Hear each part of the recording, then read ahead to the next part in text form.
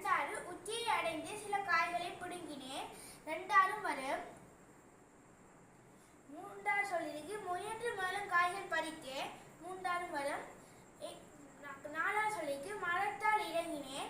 அது ஏ சரியா வரும். இங்கு கடைசி சொல்லிருக்கு உச்சியை அடைந்து சில காய்களை பிடுங்கினேன். அப்ப அது வராது. இது பின்னுக்கு இருந்து போகுது. இது இடைக்குழு தொடங்கியனால இந்த கேள்விக்கு ஒழுங்கா இருக்கிற விட ரெண்டாவது விட. நன்றி.